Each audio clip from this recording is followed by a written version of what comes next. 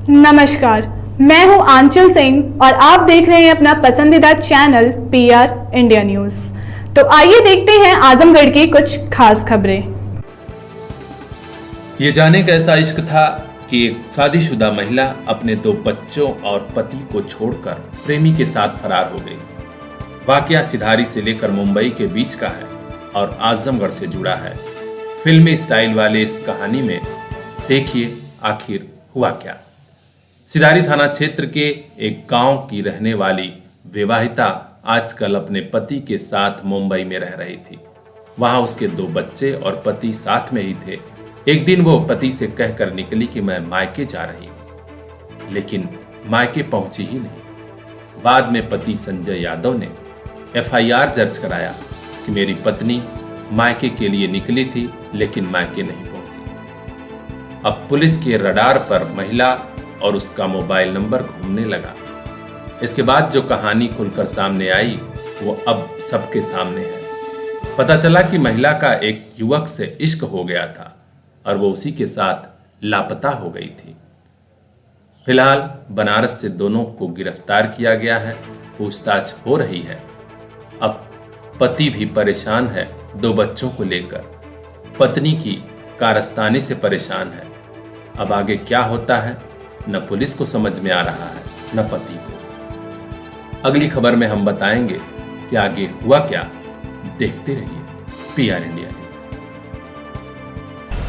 Sir, हमारी wife Mumbai से 27 तारीख को आई घर पर। तो यहाँ से उसने बच्चों को छोड़कर 2 लाख रुपया और 1 लाख से ऊपर गहना पूरा बनवाया था, सब लेकर चली गई और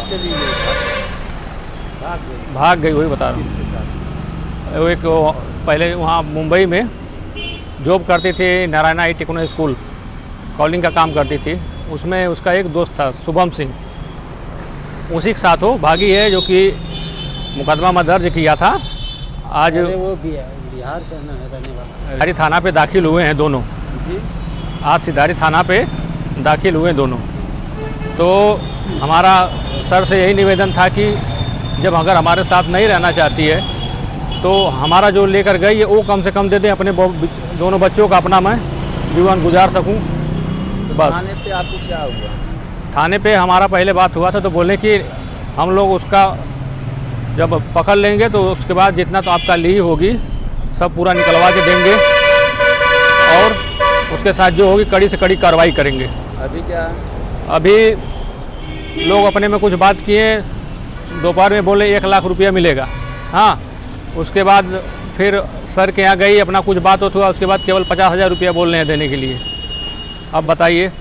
और ऐसे ही अभी हमसे साइन करवाने के लिए बोल रहे हैं, साइन अभी हम कर देंगे। कल को अगर उसको कुछ हो गया तो फिर कौन जिम्मेदारी लेगा?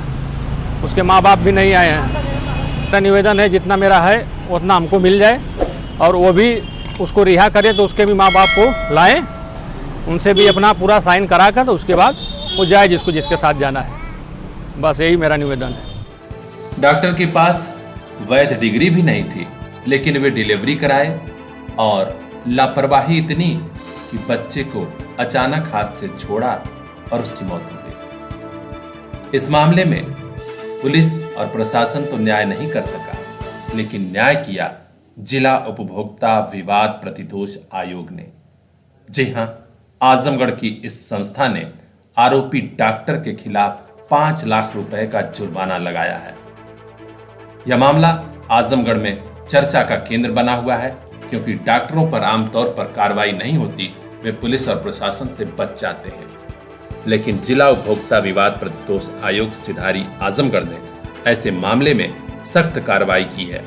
अब हम आपको बताते हैं कि पूरा मामला क्या है। डॉक्टर तैयब अहमद, आजमगढ़ मऊ रोड पर इनकी दुकान है, जमुड़ी के पास। इन्होंने मुबारकपुर थाना क्षेत्र के सुराई निवासी चंद्रकेश यादव की पत्नी को देखा था, जिसे डिलीवरी होने वाली है। उन्होंने कहा था कि नॉर्मल डिलीवरी होगी और जब डिलीवरी का दिन आया तो उन्होंने अपने यहाँ भर्ती किया और हुआ ये कि डिलीवरी के दौरान जब बच्चे को उन्होंने पकड़ा तो अचानक हाथ से छूटा और उसकी मौत हो गई। इस मामले में पूरी तरह पाया गया कि लापरवाही डॉक्टर से हुई थी। उस समय तो पीड़ित परिवार को समझ में नहीं आया कि न्याय कैसे मिले। थक हार कर उन्होंने जिला उपभोक्ता विवाद प्रतिदोष आयोग में अपील दायर की। इसी पर सुनवाई हुई और आज आरोपी डॉक्टर के खिलाफ 5 लाख का जुर्माना हुआ है। पीड़ित परिवार को संतोष है कि चलो डॉक्टर को सजा मिली, क्योंकि ऐसे लोग दूसरों के साथ ऐसी हरकत और घटना न कर सके। इस मामले में फैसला किया है आयोग के अध्यक्ष कृष्ण कुमार सिंह और सदस्य गगन कुमार गुप्ता ने।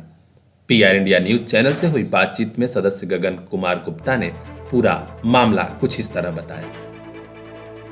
मामला ये है कि चंद्रकेश यादव, जिनकी पत्नी श्रीमती प्रियंका यादव की डिलीवरी का मामला था और डिलीवरी इनकी जो है एमए पाली क्लिनिक बंजरिया डॉक्टर तैयब अहमद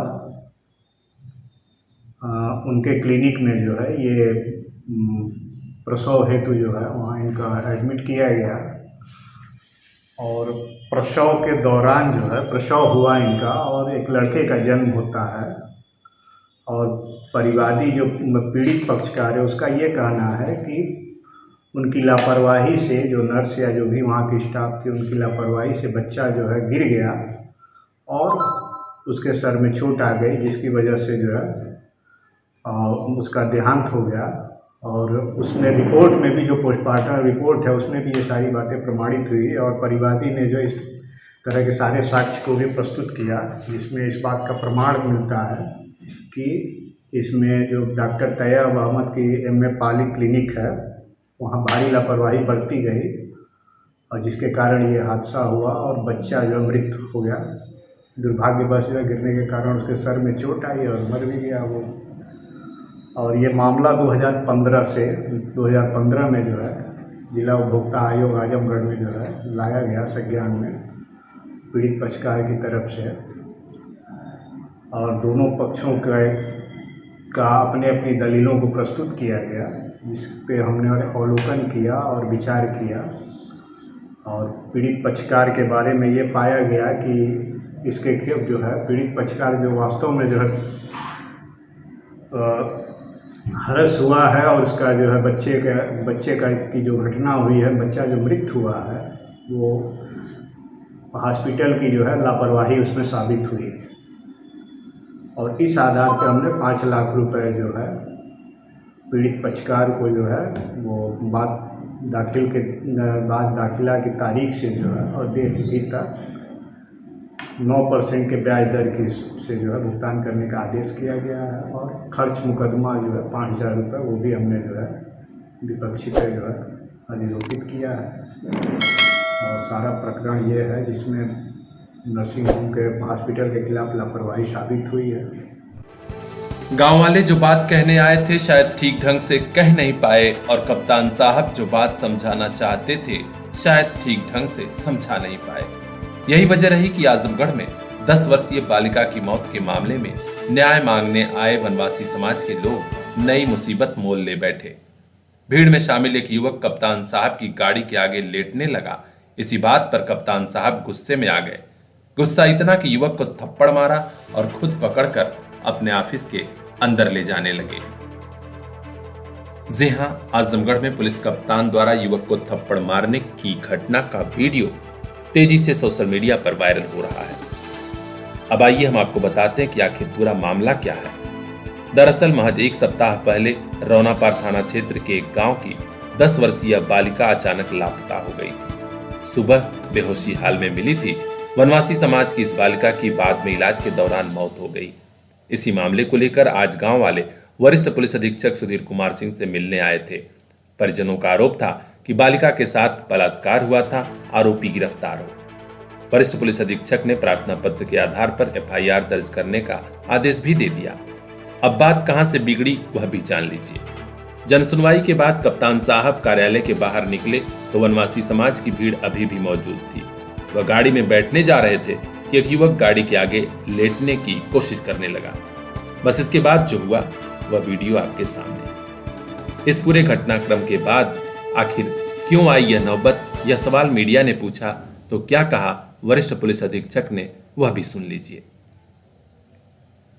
आज थाना रौनापाल क्षेत्र के कुछ पुरुष और महिलाएं मुझसे जन सुनवाई के दौरान मिले थे और उनके जो एप्लीकेशन थी उस पर सम्यक सुनवाई के उपरांत मेरे द्वारा उसमें मुकदमा पंजीकृत करने का आदेश तत्काल कर दिया गया था, उन्हीं के सामने कर दिया गया था। और जन सुनवाई के उपरांत जब मैं बाहर निकला तो मेरी गाड़ी के आगे एक कम उम्र का लड़का गाड़ी के आगे लेट गया तथा कुछ और लोग पत्थर मारने के लिए सामने आ गए। उसी पर मेरे द्वारा गाड़ी से उतरकर उस लड़के को वहां से गाड़ी के आगे से हटाकर अंदर ऑफिस में ले जाकर भेजा गया और उसे कुछ देर बाद समझा बुझाकर छोड़ दिया गया। इसमें कुछ लोग राजनीतिक लाभ लेने के लिए इस तरह का ट्वीट उन्होंने किया सोशल मीडिया पर किया, इसकी कोई सत्यता नहीं है। बहरहाल आजमगढ़ में पुलिस कप्तान कार्यालय के बाहर हुए इस थप्पड़ कांड की गूंज पूरे यूपी में हो रही है। लोग कह रहे हैं कि वनवासी तो वनवासी थे, अनपढ़ थे, होश खो बैठे, लेकिन कप्तान साहब तो आईपीएस हैं, पढ़े लिखे, फिर ऐसा क्यों? आलोक तिवारी की report, PR India news, Azamgarh. मर्यादा पुरुषोत्तम भगवान राम की गाथा युगों युगों तक गाई गई थी और युगों युगों तक गाई जाएगी। इस बार भी दशहरे से पहले जगह जगह श्री राम लीला का आयोजन हो रहा है। सगड़ी तहसील क्षेत्र के आदर्श रामलीला समिति पुरुषोत्तमपुर कैथौली के तत्वावधान में रामलीला की शुरुआत हो गई है, जिसका शुभोद्घाटन पूर्व छात्र संघ अध्यक्ष व बहुजन समाज पार्टी के नेता दुर्गा प्रसाद यादव ने फीता काट कर किया। इस दौरान दुर्गा प्रसाद यादव ने कहा कि प्रभु श्री राम मर्यादा पुरुषोत्तम थे, इसी कारण आज भी पूजनीय है। हमें उनके जीवन से सीख लेनी चाहिए, तभी समाज में आपसी प्रेम और समरसता की भावना आएगी। उन्होंने कहा कि अपने जीवन काल में एक राजा का पुत्र होते हुए भी उन्होंने कितने जंगल में कितने कष्ट सहे, अपने भाइयों के प्रति फिर भी प्रेम और स्नेह कम नहीं होने दिया। उन्होंने कहा कि आज भी ऐसे ही भाई की जरूरत है। हर साल की भांति कैथोलिक सरमी पर जो हर साल होता है रामलीला का, मैं उस कार्यक्रम में हर साल आता हूँ और इस साल भी आने का सौभाग्य मुझे मिला। अच्छा, रामलीला के क्या लोगों को संदेश देना चाहते हैं? देखिए, रामलीला एक बहुत पहले से एक संस्था बनी आई है। जब से राम जी का जो लीला है वो लगातार हर जगह हर संस्थाओं में होता है, हर कार्यक्रमों में, जहाँ पर राम जी की झांकी निकलती है और सभी लोग एक वर्ग जात का नहीं, सभी वर्ग के लोग इस रामलीला के आते हैं और अपना सद्भावना व्यतीत करते हैं। अच्छा, रामलीला को लेकर जनता से क्या अपील करेंगे? मुझे बस यही उम्मीद है कि ये जो रामलीला हर साल होती है, हर वर्ष होती है, उसमें कोई ऐसी कोई चीज़ ना हो जिससे अभद्रता व्यतीत हो। मैं चाहूँगा कि समाज में सभी लोगों को एक अच्छा संदेश जाए रामलीला से और सभी लोग एकजुट होकर के समाज के प्रति जागरूकता पैदा करें। ठीक है। इस दौरान अध्यक्ष संगम सोनकर, कोषाध्यक्ष सुरेंद्र सिंह, महामंत्री वीरू चौरसिया, प्रमोद यादव, दिनेश यादव सहित कई पदाधिकारियों ने मुख्य अतिथि का स्वागत किया और ग्राम प्रधान अरुण कुमार श्रीवास्तव ने आम जनता से अपील किया कि शांति और सौहार्द के वातावरण में रामलीला को संपन्न कराएं।